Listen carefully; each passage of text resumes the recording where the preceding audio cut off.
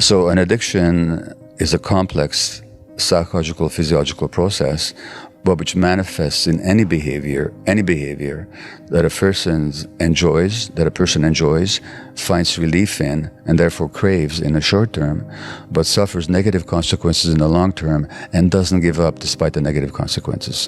So craving pleasure, relief in the short term, negative consequences in the long term, inability to give it up.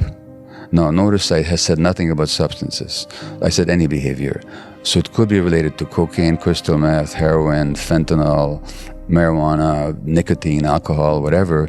Could also be sex, gambling, internet, relationships, shopping, eating, work, extreme sports, working out, pornography, any number of human activities.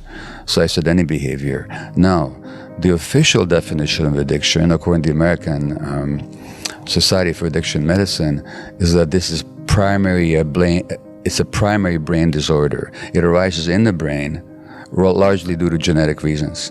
This is how they see it. And I say that's just not true. The other popular idea about addiction is that it's a choice that somebody makes, that people choose to be addicted, which is what the legal system is based on. Because if people are not choosing, what are we punishing them for? And although I think the medical definition is closer to the truth, I don't see it as it's a genetic disorder, and I don't see it as a primary brain disorder. So let me perhaps show you why, if that's okay. A human being has two fundamental needs, apart from the physical needs, in infancy, in childhood. One is for attachment. Now, attachment is the closeness and proximity with another human being for the sake of being looked after, or for the sake of looking after the other. Now, human beings, as mammals, and even birds, are creatures of attachment. We have to connect and attach because otherwise we don't survive. If there's nobody that's motivated to take care of us, to attach to us that way, and we're not motivated to attach to others, we just can't survive. One interesting thing is that the endorphins, which are the body's internal opiate chemicals, which heroin and all the other opiates resemble, they help to facilitate attachment.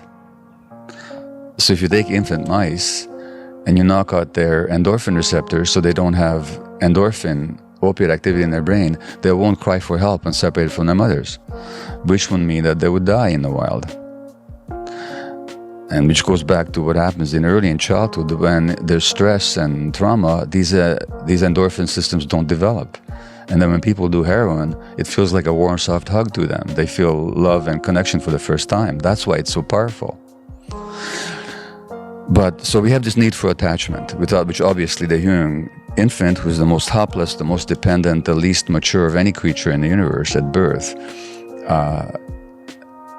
cannot survive without the attachment. And that attachment relationship, given that we have the longest period of development of any creature, well into adolescence and beyond, attachment is not a negotiable need. But we have another need, which is authenticity. Now, authenticity, auto the self, means being connected to ourselves, just knowing what we feel and being able to act on it. So that means our gut feelings. So let's look at how human beings evolved. For hundreds of thousands of years, and for 100,000 years or so of this species existing on Earth, how did we live? We didn't live in cities and houses and so on. We lived out there in the wild until very recently in human existence. Now, just how long do you survive in the wild if you're not connected to your gut feelings? Not very long. If you start using your intellect instead of your gut feelings, you just don't survive. So that's a powerful survival need as well. So attachment is a survival need, authenticity is a survival need. But what happens if your authenticity threatens your attachment relationships? For example, as a 2-year-old, you get angry because you didn't get that cookie before dinner. But your parents can't handle anger because they grew up in homes when there was rageaholism and they're terrified at the very expression of anger. So they give you the message that good little kids don't get angry. The message you receive is not that good little kids don't get angry, but that angry little kids don't get loved. Because your parents are now sullen, they won't look at you, they talk to you in a harsh way, you're not getting loved. Not experiencing love at that moment. Now, but you gotta stay attached. Guess what you're gonna suppress? the authenticity every time. And this is how we lose connection to ourselves and to our gut feelings. So that, strangely enough, that very dynamic, which is essential for human survival in a natural setting, not becomes a threat to our survival in this more modern setting, where to stay authentic is to threaten attachment. And so we give up our authenticity, and then we wonder who the hell we are, and whose life is this, and who's experiencing all this, and this life doesn't, and who am I really? And so that's where the reconnection has to happen. That's where the healing happens, is with that reconnection. But it's because of that conflict, that tragic conflict in childhood between authenticity and attachment that most of us face, that we lose ourselves and lose connection to our gut feelings. Now, this leads to the question of trauma, because it's one thing to recognize that all this originates in childhood pain. It's quite another to transform that pain.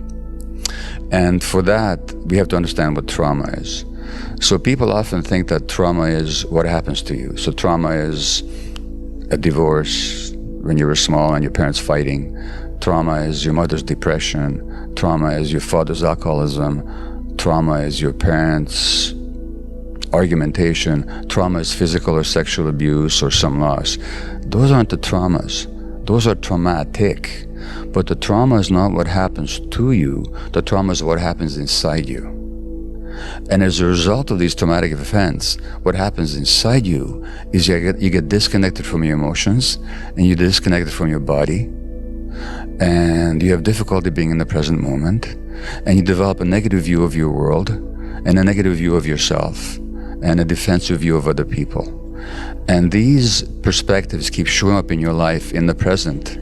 So in other words, the addiction is not the primary problem, it's an attempt to solve a problem. And then the real question is, how did the problem arise?